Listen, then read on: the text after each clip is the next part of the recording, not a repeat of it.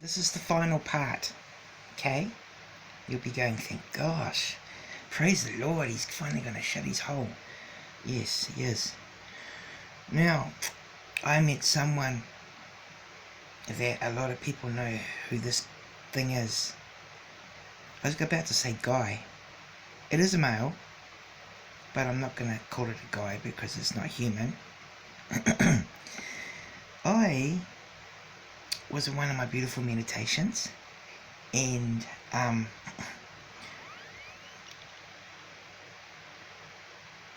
for some reason I felt a smell I knew very well. It was very strong. I could smell a smell in my room, and I'm like, what the hell? And what I could smell was the autopsy room of the mortuary. So that's why I had to kind of like tell a whole big morgue story so you could understand what I was talking about. Because if I'd said that without mentioning anything at the morgue, they'd go, what the hell is he going on about now? Mortuary? God, he's been smoking. He's probably drug fried. No, I'm not. I've never even been a stoner. Yes, and I smelt this overbearing smell of the autopsy room. It was strong. Sometimes the smell would be strong in there. A lot of the time it wasn't, but there were some times when it was like, oh, and it was, oh. I couldn't see anything, but I could smell the smell. And next minute, boom, I had my eyes closed. I could see. It was just right in front of me. I could see the door to the mortuary autopsy room. I was standing in the little hallway part. It's got the kind of crossy thing on the floor. Not far from the freezer door would have been behind me, looking into the autopsy room door, which was open, and within that door stood.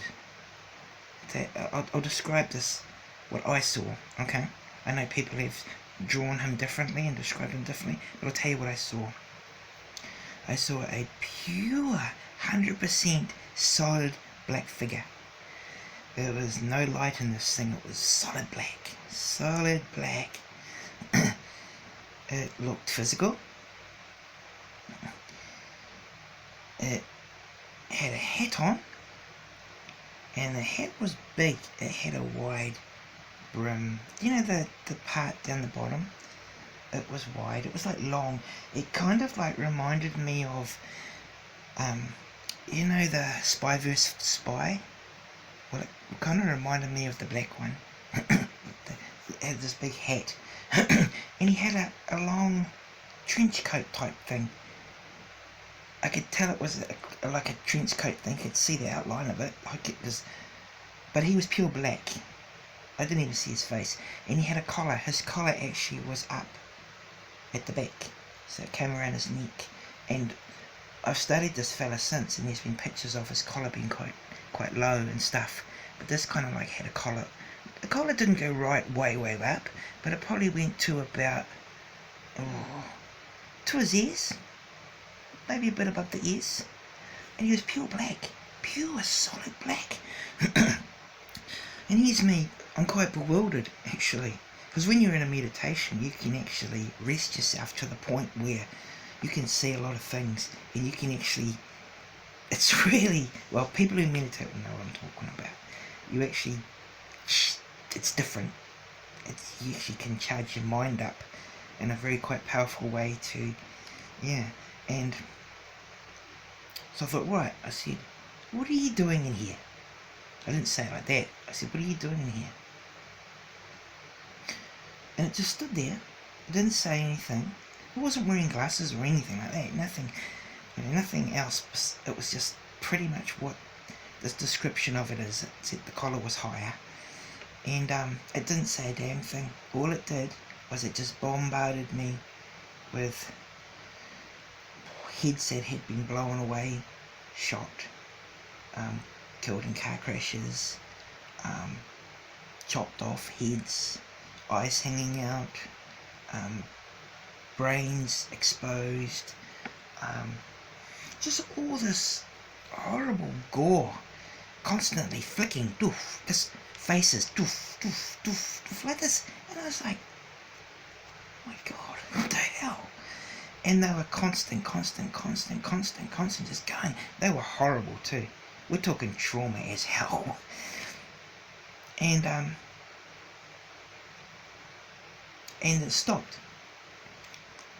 And I said, is that all you got?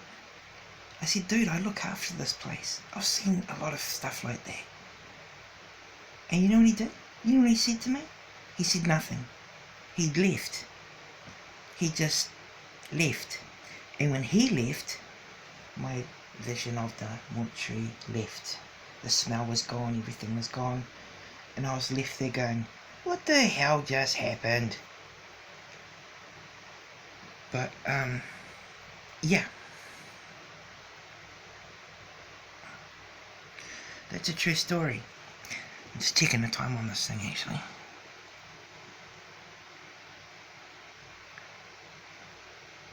Oh, I was again, it was, yeah, sweet as 6.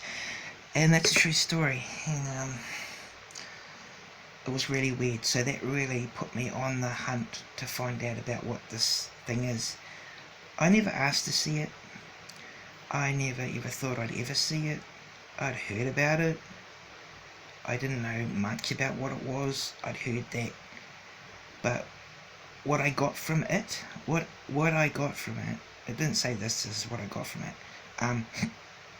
That his existence is part of the darker spectrum of the two spectrums of dark and light, hot and cold, like that type of idea. He's part of the dark. He's actually there for a reason. He's actually like he's one of the reputations of the darkness. He's actually one of the ones that is being specifically put there to represent dark. I don't think he harms people. Well, he does, because he frightens people. He frightens children. He really likes to have a go at them. He just, he's actually a bully, but he's actually representing the darkness, and he bases all his stuff around fear, and fear is part of darkness. You know, they say there is no fear in God, and but he represents, so I don't know whether he is the pure representation of a being that gives off fear, but he definitely is a representation of something within that spectrum of the darkness of it all. And so that darkness is real. It really is. That's why you go to the light to fight the dark things. You know, if you've got issues going on in your house and that seems very bad and stuff, you know, you're not gonna do a prayer asking the devil to come and cast out the devil, you know, or whatever it might be. It might be an evil spirit, it may not be, it might be just a human that's angry. What you do is you'll bring the light through, because the light supremes over all. It's supreme. The light is supreme. It rules over all. So that's why it's able to come through and release energies and send bad stuff out and send humans over to God who are trapped and stuff like that, because it reigns supreme. But it has a lot of darkness. Does have a lot of power, and that's what I got from him. That he actually is like a Satan, as they had in the Bible, like the one who went to Balaam, and you know, it's like something that stands before you and tries to give you a challenge. He's like a Satan. He probably is a Satan. He's probably a modern day Satan, as they had in the biblical days. And a Satan is a type of being that was sent by God to challenge people, and to derail them. And they are very well known in the Jewish culture, Satans, and they are actually a form of angel. But this being was pure black, so I don't know whether he takes that form because it's what he's supposed to do. He's gone into he's part of the spectrum of it all. So, But they were God's angels, the Satans. He sent them to test people, and that's what they were used for. So yeah, so if you were doing really well in God, a Satan could be sent to you to derail you, to cause you problems, to block you, or it could be a Satan to stop you from doing something stupid. But usually they're called a adversary. They're known as the adversary. They'll stand and try and block you from what you need to do or want to do. But yeah, so but that's what Balaam saw with the donkey. That's why the donkey started talking, because he could see the Satan with the big sword. He was trying to block Balaam. And yeah, so that's Jewish thing. If you go to Christian, it's like, oh no, that's Satan. Yeah, that's like, well, Jews don't really believe in it like that.